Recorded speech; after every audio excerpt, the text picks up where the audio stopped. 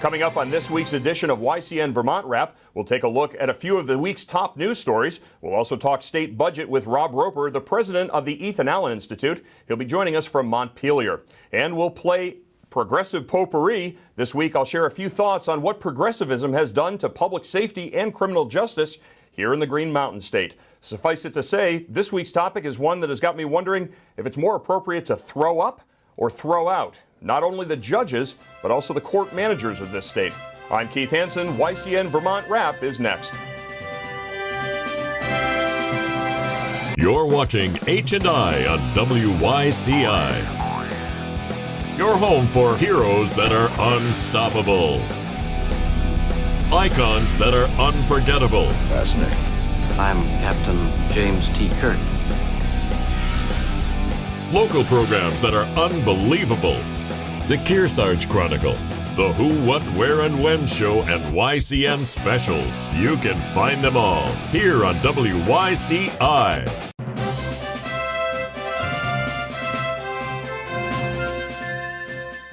Welcome to Vermont News Wrap. I'm Keith Hansen. Governor Phil Scott and Senate President Pro Tem Democrat Tim Ash are expected to meet this coming week ahead of a special legislative session to address budget and taxes. Scott indicated he wanted to include Democratic majority leaders from the Vermont House of Representatives and Republican minority leaders from both the House and the Senate. That meeting precedes the special session, which is expected to convene on Wednesday. Governor Scott said that he would veto both the $5+ billion budget and the property tax bills. Democrats, meanwhile, wanting to blow just over $50 million in a one-time paydown of the $85 million deficit the state owes for its annual required contribution. Now, for those of you who don't speak unfunded liabilities, that's a fancy government term that means payments we owe to the public sector employees for their pension fund. Ain't life grand when you're an employee of the state of Vermont? And while we're on the subject of blowing money, or other things, a part-time police officer in the town of Barry and a deputy of Washington County Sheriff Sam Hill named Lynn Doney found himself in a pretty awkward position this week after having been arrested and charged with soliciting a prostitute and obstruction of justice. A motel manager in Shelburne reported suspicious activity, which led them to identify a man who admitted to police that the 57-year-old Doney had paid him to perform sex acts. Doney, meanwhile, claimed that the money was for rent and not for sex. Shortly after midnight Friday morning, Vermont State Police troopers began receiving calls about a wrong-way driver heading northbound in the southbound lanes of Interstate 89 near Exit 2 in Sharon. Callers indicated that the vehicle struck several guardrails, then used a U-turn to reverse direction and head northbound. Troopers made contact with that vehicle after it made another U-turn and began to drive in the wrong direction again, this time in the vicinity of Exit 3. Troopers managed to safely stop that vehicle, at which point the driver of the car, 67-year-old Neil Banker of Hartford, Vermont, was arrested and charged with gross negligent operation and his 5th DUI charge. He was, of course, released on personal recognizance bail, given a May 29th court date in Windsor Criminal Court. This past Wednesday, Governor Scott signed a bill that seeks to combat the high price of prescription drugs in the Green Mountain State by importing them from America's hat. That would be Canada. Scott told attendees at a press conference that he was, quote, in favor of doing whatever we can do to reduce costs for Vermonters. Alex Azar, the Secretary of the United States Department of Health and Human Services, remains skeptical of the plan, which would require federal approval to move forward. Meanwhile, 23-year-old Cedric Borgo-Morin, the man who was sentenced to a year and a day in prison after getting popped in Troy, Vermont back in 2016, hauling a sled filled with 200 pounds of Xanax pills, says he's eager to get in on the action for a meager 15% cut. And finally, since we're on the topic of drugs, I would be remiss if I didn't tell you the story of two Brattleboro sisters who had an unexpected run-in with police officers early Thursday morning. 19-year-old Salasia Graves Trotman and her 18-year-old sister Shanika were stopped by Bellows Falls police shortly after 1 a.m. Thursday morning. A canine named Caesar alerted to the presence of drugs in the car. Salasia, the driver, gave the officer consent to search the interior of her vehicle, and that's when Bellows Falls police hit the payload: 3,185 bags of heroin. Needless to say, Salasia and Shanika were arrested and charged with trafficking heroin. They were then issued citations to appear in court and released, not on bail, but on conditions of release. We're going to take a quick break. When YCN Vermont Wrap returns, Ethan Allen Institute President Rob Roper. He'll be joining us from Montpelier. We'll be discussing Vermont's state budget in all of its brilliant, multi-billion-dollar glory when we return.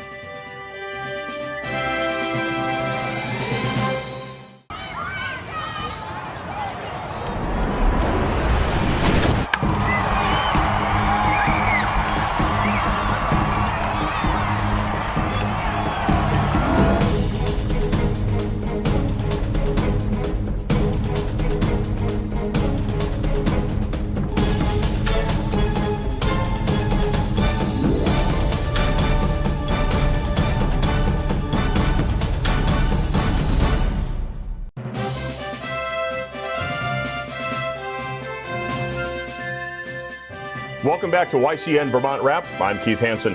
As we talked about earlier in the program, reviewing the news from the week, the $5.8 billion budget, in essence, is being vetoed by the air fingers, quote, Republican governor.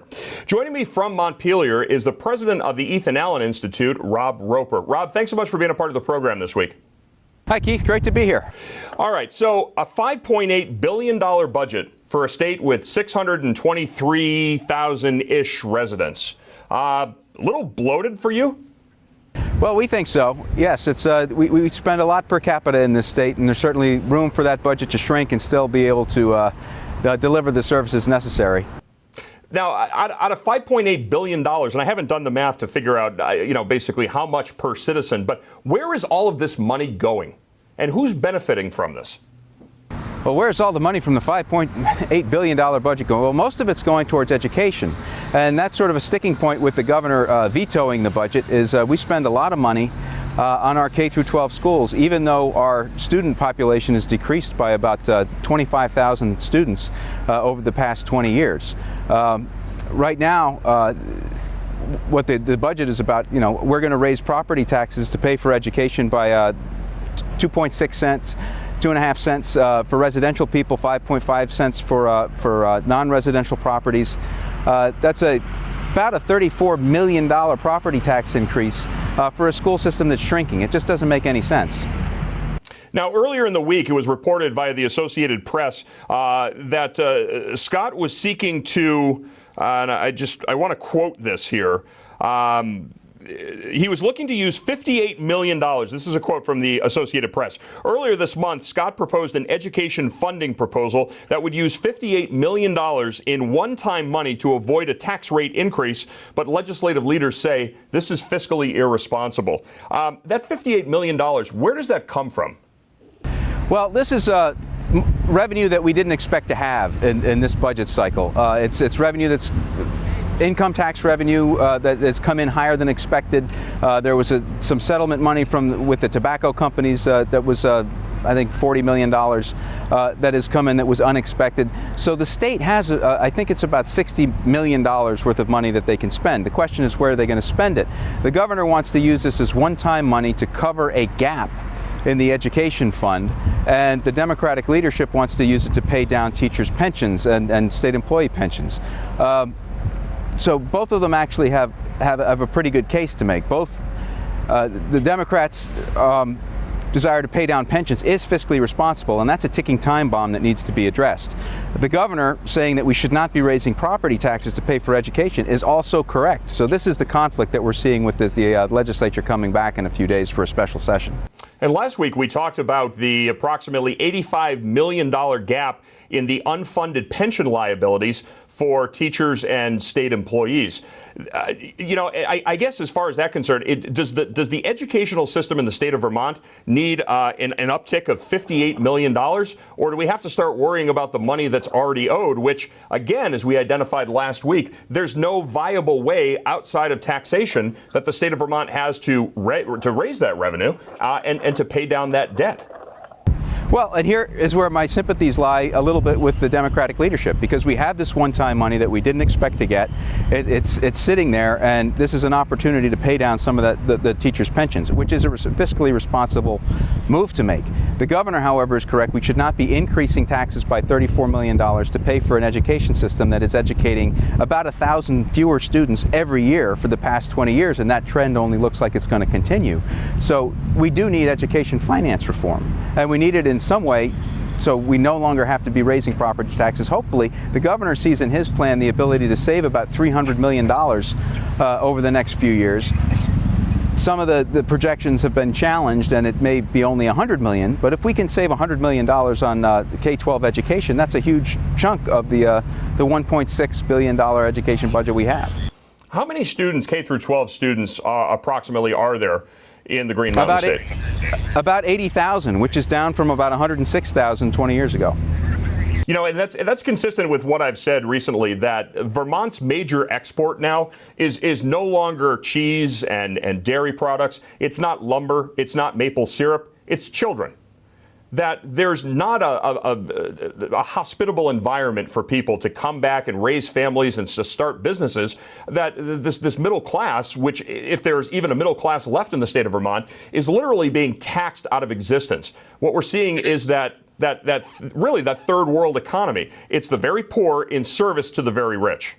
We need to take a quick break. When we come back, we're going to finish our discussion with Rob Roper, president of the Ethan Allen Institute. He's joining us from Montpelier. You're watching YCN Vermont Wrap. We'll be right back after this. You're watching H&I on WYCI. Your home for heroes that are unstoppable. Icons that are unforgettable. Fascinating. I'm Captain James T. Kirk. On-demand viewing that is unencumbered, allowing you to watch any of the YCN local programs when you want at YCNnow.com. You can find them all here on WYCI.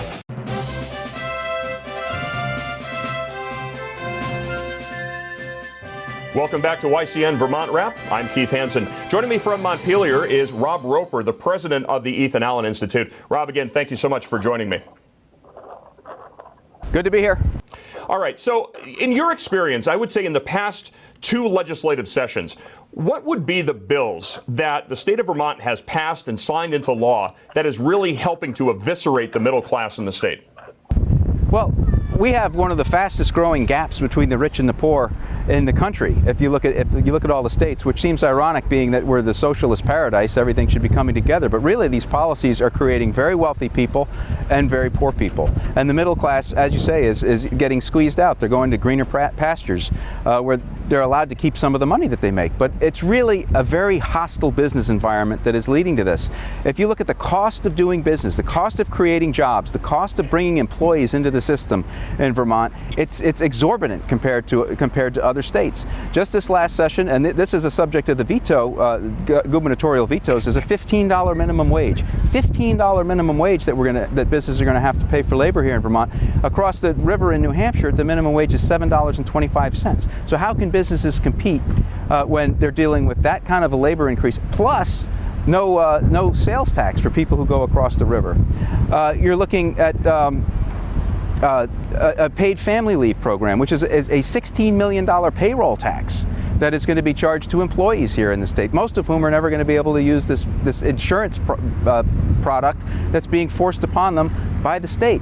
The cost for property taxes to pay for K-12 education, which should be bringing families with young kids into the state. If you have a good education system, it's the taxes that are driving the young families out because they can't afford to live here anymore, and their employers can't afford to employ them.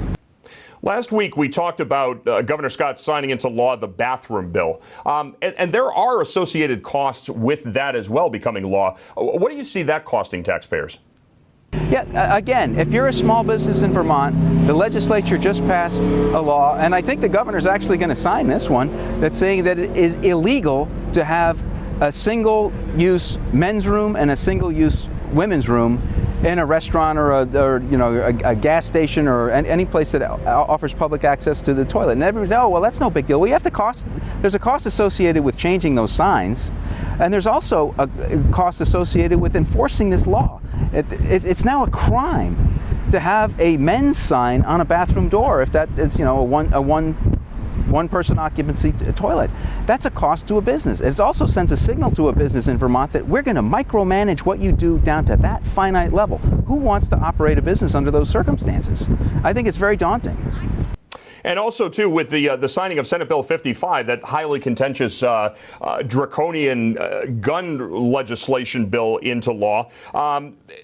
Correct me if I'm wrong, but now for a private sale, if a private citizen wants to sell to another private citizen a firearm, there is a requirement to conduct a background check to the cost of approximately $125 to $130. Am I wrong with that number, or is that the actual number to that party? $130 for a background check? It depends on where you get the service done, but yeah, that's about an average. It can be as much as $130 to get the service done, and in my mind, that's a fee or a tax, and the governor signed that one into law despite his promise not to raise any taxes or fees. But that's, hunting is a big part of what a lot of people in Vermont do. And again, people ask, why do you live in Vermont when it's so expensive? One of the reasons is because, we've got these great traditions of hunting and fishing and outdoor life, and it seems like you're coming at it for, you're increasing the stick and you're taking away one of the carrots. It doesn't make any sense to me. So, Rob, kind of a final thought here. He's broken his promises on guns. He's broken his promises on marijuana. He's not a fiscally conservative Republican, but yet he walks around with an R after his name. Do you see this guy standing a chance of re-election? I do. I think that he's in very good shape to be reelected because the Democrats, quite frankly, aren't putting up anybody against him. And I do think that Governor Scott has some insight. He is fiscally responsible. He has said no new taxes, no new fees. He hasn't quite lived up to that fully in my mind, but and as far as the big things go, he has. He's vetoing a budget. He's vetoing the education bill. He's running the risk of a government shutdown in order to do that. And I think that a lot of Vermonters see that as prudent. If another Democrat, a more serious contender than the ones who've thrown their hats into the ring, emerges and is pro-gun, then I think Governor Scott might have a run. Rob Roper, president of the Ethan Allen Institute, I want to thank you so much for being a part of YCN Vermont Wrap. We'll get you back on the program again. Thank you so much again. Thank you, Keith. Good to be here. We're going to take a quick break. When we come back on YCN Vermont Wrap, we're going to play political potpourri. Don't go away.